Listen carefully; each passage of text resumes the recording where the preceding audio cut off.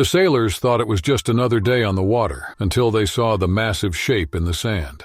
A 30-foot great white shark, lifeless and torn apart, its deep wounds hinting at something even deadlier lurking beneath the waves. What could kill an apex predator like this? And more importantly, was it still out there? But this was just one of 6 terrifying shark encounters. From deadly dares to horrifying hunts, these attacks will make you think twice before stepping into the ocean. The ocean had been calm that morning, the water stretching endlessly with only the occasional ripple disturbing its surface. The sun had already begun its slow rise over the horizon, casting a pale glow over the deck of the fishing vessel, Marlin's Fate. The crew had set out early, as they always did, navigating the waters off the coast of Queensland, Australia. Their usual routine was moving through the open sea, checking their equipment and scanning for fish that would make the day's haul worthwhile. The men on board had been sailing together for years, familiar with the ocean and everything that came with it, its beauty, dangers, and secrets. It was February 10th, 2025, a day that had started like any other. The crew consisted of 5 men, each playing their part in the morning's work. Tobias Hayward, the captain, stood at the helm steering the vessel while occasionally glancing at the fish finder. He had spent more years on the water than on land, his hands rough from years of working the sea. Beside him, Desmond Clark adjusted the ropes, checking the nets and ensuring everything was secure. He was younger than Tobias but had just as much respect for the water. In the back, Rowan Tate and Felix Ward were hauling in some early catches, sorting them with sharp eyes. The youngest of the group, Victor Lorne, was cleaning the deck, his first year on the crew still leaving him eager to prove himself. The waters around Queensland were known for their diverse marine life. Schools of tuna and mackerel often swam through, and occasionally, if one was lucky, they could spot a sea turtle drifting by. But one predator always commanded both awe and fear, the great white shark. These waters had seen many over the years, some reaching up to 20 feet, but sightings of larger ones were rare. The men knew the stories. Tales of massive sharks lurking in the deep, creatures few had ever seen up close. But no one could have prepared them for what they would find. As the boat moved closer to a remote bay, Tobias noticed something unusual near the shoreline. At first it was just a dark shape, half buried in the sand, blending with the natural shadows cast by the cliffs. He frowned, adjusting the boat's course slightly, bringing them in for a closer look. Standing beside him, Desmond squinted against the sunlight, trying to understand what he saw. The others, drawn by the shift in direction, stopped their tasks and moved to the side of the boat, eyes locked on the massive figure ahead. The tide had pulled back enough to reveal more of it, a long, pale underbelly streaked with patches of darker gray. Each man processed the realization slowly, but when it hit, it struck with the force of a crashing wave. There, sprawled across the sand, was a shark unlike any they had ever seen. It was a great white, its body lifeless, still partially submerged where the waves lapped at its tail. Even from a distance, they could tell it was far larger than any they had encountered before. The boat's engine hummed as they drifted closer, the weight of the moment settling over them. Tobias guided the vessel in, keeping a careful eye on the shoreline. The beach was deserted, the only movement coming from the seagulls that had begun circling above, already drawn to the presence of the dead predator. Once they were close enough, Desmond grabbed the radio and called it in, his voice steady despite the unease settling over the group. Felix and Rowan were already lowering the small dinghy, preparing to go ashore and get a closer look. Victor hesitated momentarily before following them, his eyes locked on the massive creature. Stepping onto the sand, the weight of what they saw became even more real. The shark stretched nearly 30 feet from snout to tail, its thick body half buried in the wet sand. Once filled with the silent, watchful menace that defined its kind, its eyes were dull and lifeless. Its sheer size was overwhelming, and the width of its jaws alone was large enough to fit a grown man inside. Rowan crouched near the underside, running his hands along deep gashes that cut through the shark's skin. The wounds were fresh, the flesh torn and jagged. Something had attacked it, powerful enough to leave marks on an apex predator. The thought sent a shiver down his spine. He had seen scars on sharks before, usually from fights with other great whites, but this was different. The depth and shape of the wounds suggested something larger, something even more powerful lurking beneath the waves. Felix moved to inspect the tail, noting how stiff the body had already become. The shark had likely been dead for hours, possibly washed ashore sometime during the night. The smell of salt and decay hung thick in the air, making Victor cover his mouth as he stepped closer. Despite the grim scene, there was something almost mesmerizing about it. This creature was built for survival, a predator that had ruled the ocean, yet it was lifeless and vulnerable on the sand. Tobias and Desmond remained by the boat, watching the others take in every detail. The radio crackled again as Tobias updated the situation, speaking with local marine researchers who had already begun making their way to the site. News of something like this would spread quickly. A shark of this size washing up on the shores of Queensland was unheard of, and the scientific community would be eager to study it. The minutes passed in heavy silence, each man lost in his thoughts. There were theories, of course. Maybe it had been injured in a fight with another shark. Perhaps a passing ship had struck it, its wounds resulting from a collision with metal and force. Or maybe, just maybe, there was something in these waters that they didn't fully understand. Rowan stood, wiping his hands on his pants, and stepped back, his gaze lingering on the shark's open mouth. Rows upon rows of teeth remained sharp even in death, a reminder of the power this creature had wielded in life and the fear it had instilled in the ocean's depths. The sound of an approaching boat broke the stillness. The marine biologists had arrived, their expressions mirroring the sailors' shock. They wasted no time stepping onto the beach and beginning their assessment. Notes were taken, photographs captured, and measurements recorded. The sailors stood back, watching as their discovery was turned into data, something to be studied and examined. The tide continued its slow advance, creeping up toward the body as if trying to reclaim it. Tobias glanced out at the water, his mind still contemplating the possibilities. The ocean had always been full of mysteries, but this one felt different. This one felt like a warning. The ocean had always been a place of training and danger for the U.S. Navy, a balance between preparation and the unknown. The waves carried the weight of another routine drill off the coast of Southern California, near San Clemente Island. It was May 3, 2024, a day like any other for Chief Boatswain's mate Nathan Alvarez and his team. The waters in this area were known for their unpredictable currents, but even more so for the great white sharks that patrolled beneath the surface. These predators had long roamed the Pacific, drawn to the rich feeding grounds where seals, sea lions, and fish thrived. Most encounters between sharks and humans ended with nothing more than a distant sighting. But not today. Nathan, 34 years old and a seasoned sailor, had spent years in the Navy. He had trained for countless emergency scenarios, always focused, always in control. His team trusted him, and he trusted the sea, even when it was unpredictable. The drill that day was a high-intensity search and rescue exercise designed to simulate the rapid retrieval of personnel from the water. The team operated from a rescue boat, working with divers who practiced underwater navigation and extraction techniques. These drills were essential, ensuring that when real emergencies happened, they would be ready. Alongside Nathan on the boat were Petty Officer Ezra Kincaid, the navigator, Lieutenant Julian Marks overseeing operations, and Seaman Ryan Torres assisting with equipment. 4 divers carried out the exercise in the water: Petty Officer Vincent Reed, Chief Diver Malcolm Sutter, Ensign Theo Briggs, and Seaman Caleb Rios. The group had run through similar drills dozens of times, their movements precise and coordinated. The divers submerged, following the markers placed earlier in the morning. The water was clear, visibility was good, and everything seemed routine. None of them realized that the sound of the boat's engines and the repeated splashes of movement had drawn the attention of something large beneath them. A 17-foot great white shark, likely a mature female, had moved into the area. These sharks were ambush predators, relying on speed and surprise to take down their prey. Most of the time, they mistook humans for seals, striking with full force before realizing their mistake. But this one wasn't just observing, it was hunting. Nathan stood at the boat's edge, preparing to haul in Vincent, the first diver returning from the exercise. Vincent reached the surface, breathing steadily as he signaled that all was clear. Nathan moved forward, gripping the line to pull him in. That's when the water beneath Vincent shifted. A massive shape came from below, rising fast. Before anyone could react, the shark lunged, its powerful jaws snapping around Nathan's right arm. The force of the impact yanked Nathan off balance. Pain exploded through his body as teeth tore into muscle and bone. The shark's grip was unrelenting, and in one brutal motion it pulled him into the water.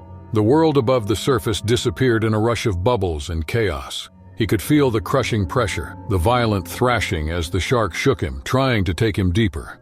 Julian and Ezra scrambled for the emergency alarm on the boat, shouting for immediate assistance.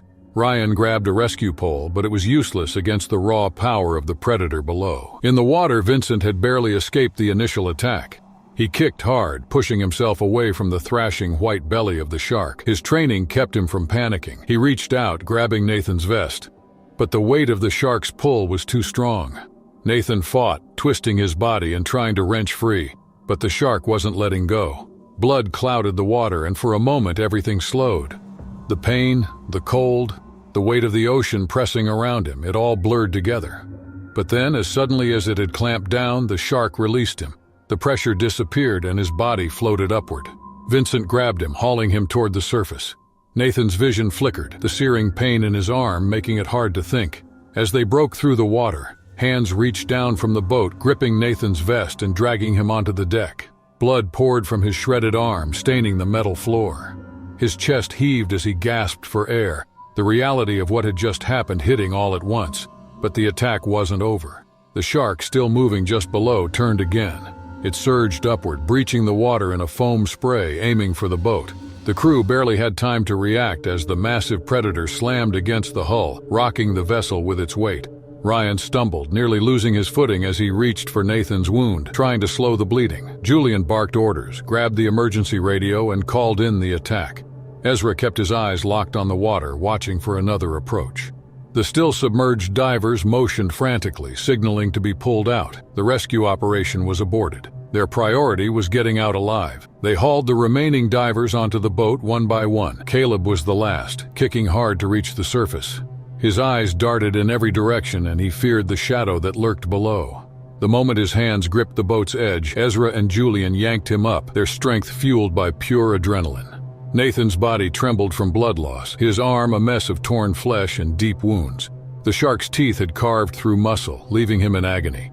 His torso had deep gashes where the shark's rough skin had scraped against him. His breath was ragged, his mind struggling to stay conscious. The boat's engine roared to life as Julian steered them away from the attack site. The shark didn't follow. It lingered for a moment before vanishing into the depths, disappearing as quickly as it had come. The team moved fast, using every medical supply to stabilize Nathan. Tourniquets were tightened, gauze pressed against his wounds, every second feeling like a battle against time. Back at base, the emergency response team was already waiting. The moment the boat docked, medics rushed forward, lifting Nathan onto a stretcher. His vision blurred as they moved, voices overlapping, the weight of the attack pressing down on him. He had survived, but just barely. As the doors of the medical bay swung open, the last thing he saw was the worried faces of his team, their uniforms still stained with his blood. The drill had been meant to prepare them for danger, but no amount of training could have predicted this. The ocean had always been their battleground, but today it reminded them who truly ruled the water. Martha's Vineyard had always been a place of peace for those who visited. The beaches stretched for miles, the sand warm beneath the feet of the many who came to enjoy the water. Families gathered along the shore, children played near the waves, and older couples walked the edges of the water, enjoying the quiet rhythm of the tide. It was the kind of place where people felt safe, where danger seemed far away. But on April 12, 2023, that feeling of safety was shattered. Evelyn Parker, 72, had lived in Massachusetts her entire life. She had spent countless summers on the beaches of Martha's Vineyard, first as a child, then as a mother, and now as a grandmother. She loved the ocean, even as she grew older, and never let her age keep her from walking the shoreline. That day, she had come to the beach with her daughter, Linda Abbott, her son-in-law, Peter Abbott, and her two grandchildren, Sophie and Adam. The day had been calm, and the sun was bright, but not too hot. The family had set up a spot near the water, a blanket with a cooler of sandwiches and drinks beside them. Evelyn had always enjoyed the feel of the water against her feet. Even as her family sat and talked, she had wandered toward the edge of the waves, letting the cool water wash over her ankles. She had done this for years, never venturing too deep, always just enough to feel connected to the ocean. That day, she had walked a little farther than usual, the water rising to her knees. It felt good against her skin, a refreshing contrast to the warm air. She hadn't noticed how much distance she had put between herself and the shore. The waters off Massachusetts have always been home to great white sharks. In recent years, sightings have increased as the seal population has grown. drawing more of these predators closer to shore. Great whites are powerful hunters who move through the water with silent precision. Most attacks on humans are cases of mistaken identity, where a shark confuses a person for its usual prey. But once the strike happens, there is little time to react. No one saw the shark at first. The water was calm, nothing unusual. The beach was filled with people, some wading into the ocean while others sat under umbrellas. Evelyn's family had been watching her, ensuring her safety, but there was no reason to worry. She had done this countless times before. The attack came fast. A shadow moved beneath the surface, closing the distance in seconds. The 14-foot great white shark had been lurking nearby, drawn by the movement in the shallow water. Evelyn didn't see it until it was too late. The moment she felt the impact, pain shot through her leg. The shark's jaws clamped down with unbelievable force, pulling her off balance. She screamed, her hands splashing against the water as she tried to hold herself up, but the shark had her, its body twisted, dragging her under. The water around her turned red as she fought, kicking with little strength. She reached for anything, her fingers grasping at the emptiness around her. The pull was too strong. On shore, Linda had been laughing at something Peter said when she heard the scream. At first, it didn't register. It had blended with the noise of the beach, the children playing, the waves crashing, but then she saw the commotion in the water. Evelyn was gone, her place marked by splashes and a dark stain spreading outward. Peter shot to his feet, his eyes wide.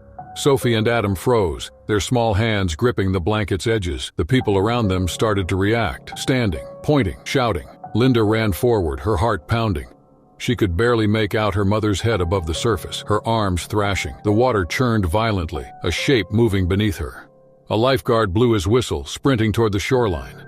Another man, a swimmer who had been nearby, dove in without hesitation, pushing through the waves toward Evelyn. But the shark wasn't letting go.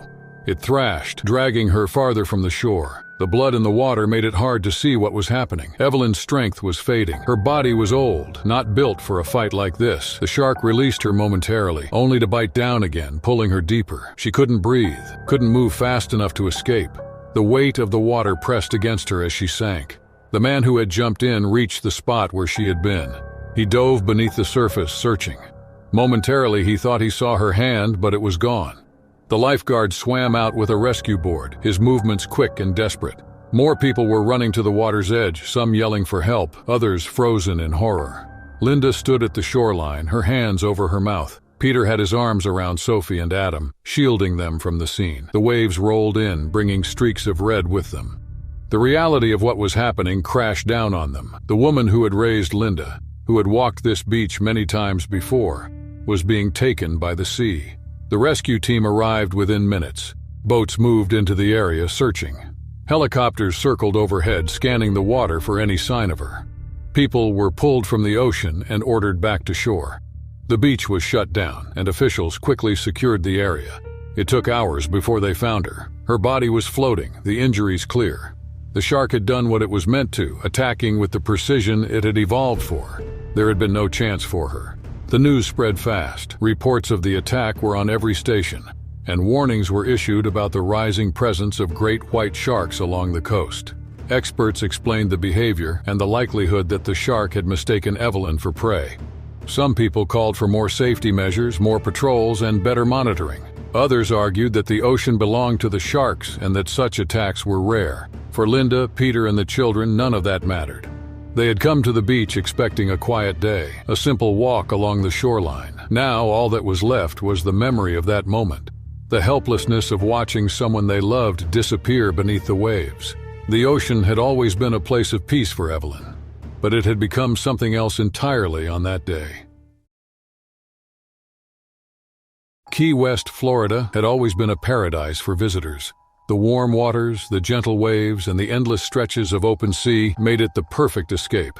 People came from all over to swim, kayak, and explore the lagoons. The waters were full of life, fish darting between coral, sea turtles drifting near the shore, and the occasional shadow of something larger moving below. The ocean was beautiful, but it was also unpredictable. On June 21, 2024, Jake Matthews and his girlfriend, Lily Grant, learned that in the worst possible way.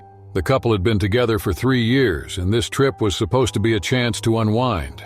They had arrived in Key West 2 days earlier, staying in a small beachfront rental. That morning, they woke up early, had breakfast at a small cafe, and rented a tandem kayak. The The plan was simple: paddle out, find a quiet spot, and enjoy the day. The rental worker had given them a quick safety briefing, warning them about strong currents and advising them to stay within the marked areas. Neither of them had worried. They were strong swimmers and the water seemed calm. They spent the first hour paddling close to shore, moving through clear shallows where they could see the sandy bottom. Schools of fish passed beneath them, flashing silver as they moved. The sun was high and the heat was pressing down, so they decided to venture further. The lagoon ahead was secluded with no boats nearby. It seemed perfect. They didn't know that the area had seen increased shark activity. Bull sharks, known for their aggressive behavior, often hunted in these waters. Unlike other sharks that stayed deep, bull sharks moved comfortably in shallow areas. They could attack incredibly quickly, but didn't let go once they bit. Jake and Lily didn't notice the dark shape that had begun circling beneath them. The kayak rocked gently as they adjusted their paddles, unaware that the shark was already watching. The movement had drawn in it, the splashing of their paddles, the way their hands dipped into the water. It moved closer, unseen beneath the surface. Lily wanted to cool off. She leaned over the side, trailing her fingers through the water. Then, without hesitation, she slid into the lagoon. The water was refreshing, wrapping around her as she floated. Jake laughed, keeping the kayak steady as she swam a few feet away. She wasn't far, just close enough to grab the edge of the kayak if needed.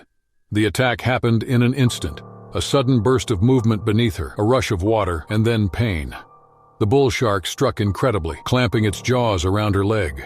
Her body jerked as the teeth dug in. Jake heard the splash and turned, expecting to see her playing, but instead he saw her struggling. Lily thrashed, trying to free herself, but the shark's grip was too strong. The water churned as it pulled her under. She fought, kicking with her free leg, her hands reaching for anything to hold onto. Jake dropped his paddle and lunged forward, his arms stretching out, but she was just out of reach. She surfaced for a moment, gasping, her eyes wide with panic. Blood spread around her, turning the clear water dark. Jake grabbed the edge of the kayak, trying to pull himself closer. But the shark wasn't finished. It thrashed again, its powerful body twisting and dragged her down. Jake screamed for help, but no one was close enough to hear. A few distant boaters saw the commotion, but Lily disappeared beneath the surface when they started moving toward him. She tried to fight, her arms pushing against the water, but the shark wasn't letting go. Its jaws tightened, its head shaking violently. Jake dove into the water, his arms reaching blindly. He couldn't see her. The water was clouded with blood, and every movement made it harder to tell where she was. His lungs burned as he kicked, his heart racing. Then, just for a second, he felt her hand brush against his. It was weak, desperate. She was pulled down again, deeper this time. The last thing Jake saw was her face, her mouth open as she tried to breathe. And then she was gone. The shark dragged her into the depths, the weight of the ocean swallowing her whole. Jake surfaced, gasping for air, his hands thrashing in the empty water. He looked around wildly, hoping she would rise back up, breaking through the surface and grabbing onto him. But there was nothing, just the ripples where she had been. The boaters arrived moments later. They threw him a rope, pulling him onto their deck. His hands shook as he tried to speak, his body drenched, his eyes locked on the place where she had disappeared. One of the boaters grabbed a radio, calling for rescue teams. But Jake already knew they could do nothing. The search lasted for hours. Helicopters scanned the water, boats moved in wide circles, and divers plunged into the deep. But there was no sign of Lily. The shark had taken her completely, and the ocean had claimed her, leaving nothing behind. Jake sat on the deck of the rescue boat, his hands gripping his head. His mind replayed the moment repeatedly. The look in her eyes, the way she reached for him, the helplessness of it all. He had come to Key West for a peaceful trip, for a break from the world. Now he was left alone, carrying the weight of a nightmare that would never fade. The ocean off the coast of Southern California had always been a second home to Tommy Reynolds. He had spent most of his life on the water, fishing, sailing, and learning the rhythms of the sea. At 41 years old, he knew the risks, but he also knew the rewards. Fishing had been his livelihood for years, and he had built a crew of men who trusted him. On June 17, 2022, he set out with his team, expecting nothing more than another long but successful day at sea. The crew aboard the Pacific Star included 3 other men: Brandon Wells, his deckhand, Isaac Porter, the ship's mechanic, and Cole Ramirez, his close friend who had been fishing with him since their early 20s. They had left the docks in the morning, heading toward deeper waters where the bigger catches were more common. The day had gone as planned. By afternoon, they had filled their storage with enough fish to call it a good trip. The sun was beginning to set when they finally decided to pack up and head back to shore. The waters in this area were known for great white sharks. These predators had always been around, drawn by the seals and sea lions that lived along the coast. Sharks weren't uncommon, but they stayed hidden beneath the surface most of the time, only making their presence known in rare glimpses. The men had seen them before, fins cutting through the water or shadows moving below the boat, but they had never had a reason to fear them. As Tommy prepared to secure the gear, he moved toward the boat's edge, checking on a loose line under the deck. He had done this 1,000 times before, his body moving with the ease of experience. The others were busy cleaning up, their attention focused elsewhere. No one noticed the shadow circling beneath them.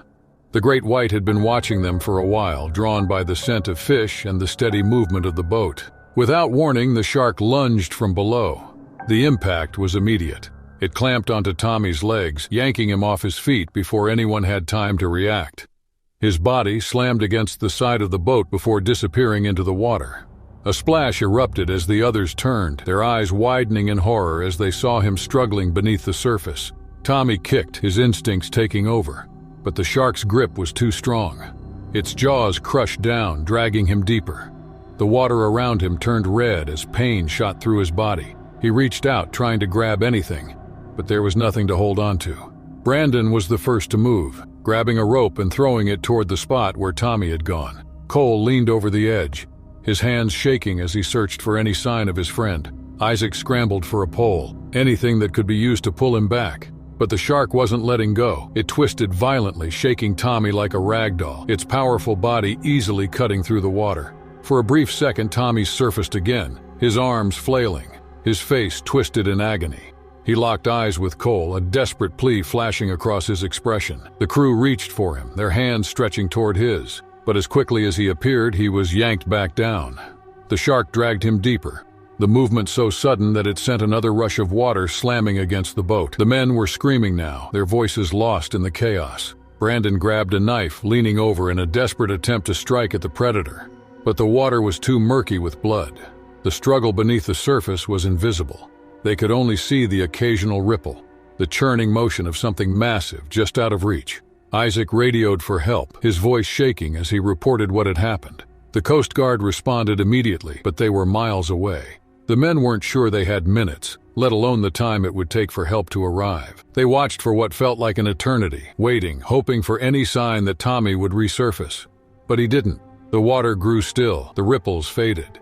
The ocean swallowed everything, leaving only a few floating pieces of torn fabric where he had been. The search went on for hours. Rescue boats arrived, scanning the water, searching for his trace. Divers went in, but there was nothing left to find. The great white had taken him completely. The men sat silently on the boat, their hands gripping the rails, their minds replaying the moment repeatedly. Tommy had been there 1 second, gone the next. They had always known the ocean was unpredictable, but never imagined it would take him like this. When they returned to shore, the sun had set. The dock was quiet, and the usual sounds of fishermen unloading their catches were replaced by the weight of what had happened. People whispered, their faces pale as they listened to the story. Some shook their heads and others stared at the space where Tommy should have been. The sea had given him everything, his life, work, and freedom, and in the end, it had taken him back. Cape Cod, Massachusetts had always been a popular summer spot. Families came for the beaches, fishermen set out early in the mornings, and groups of friends rented boats to spend the day on the water. The ocean was full of life. Seals lounging on the rocks, fish swimming just below the surface, and, unseen by most, great white sharks patrolling the deep. Shark sightings have become more common in recent years, especially near the outer beaches where seals gathered. But most people never thought they would encounter one up close. On July 3, 2021, Jake Harris and his friends spent the whole day on the water, celebrating the long weekend. Jake, 24, was always the one looking for adventure. He had grown up near the coast, spending his summers fishing, surfing, and diving. His best friends, Travis Nolan, Ben Carter, and Logan Reyes, had known him for years. They had been coming to Cape Cod every summer. renting a boat and spending hours wakeboarding, swimming, and pushing each other into the water for fun. That morning, they set out early, loading their cooler with drinks and food, bringing along their wakeboards, and planning to stay out until sunset. They rented a speedboat from a local marina and moved along the coast, stopping at different spots to jump into the water and mess around. The sun was high and the waves were calm, making it a perfect day. They spent hours taking turns wakeboarding, laughing as everyone wiped out and crashed into the water. By the afternoon, they had drifted farther from shore, looking for a quiet spot to anchor and swim. The ocean was deep here, the bottom invisible beneath them. They were miles from the beaches with no other boats nearby. The isolation made them feel free, as if nothing could go wrong. The drinks had been flowing, and the energy on the boat was high. The group had always been known for daring each other to do ridiculous stunts, jumping off cliffs, racing jet skis too fast, diving into the water at night. It was always about the thrill. So when Ben joked that someone should jump in without a life jacket, the idea seemed harmless. They had all been in the water all day. What was the difference now? Jake, always the first to prove himself, smirked and stood up. He pulled off his shirt, tossed his sunglasses aside, and walked to the boat's edge. Travis and Logan laughed, egging him on, while Ben shook his head, grinning. It was all in good fun. Jake took a deep breath and dove.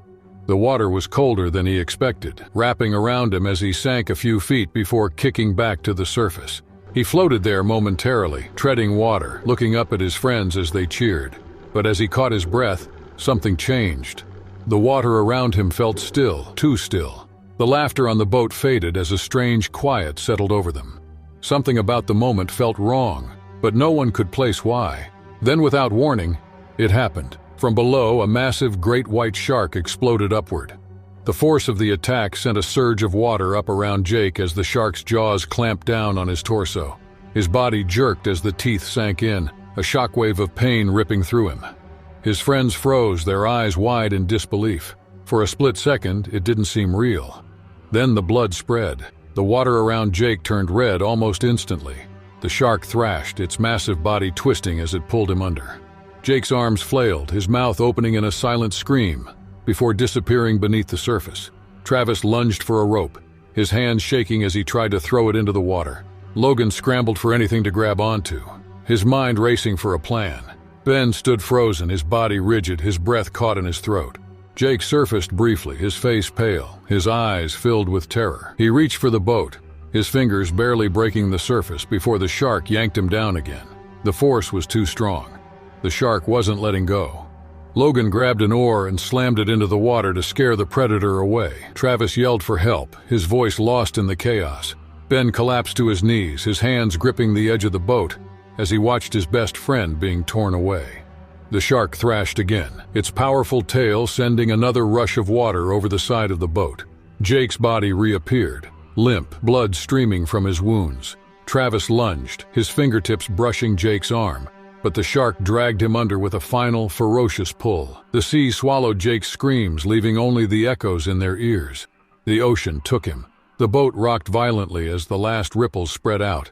Blood stained the water, a grim reminder of what had just unfolded.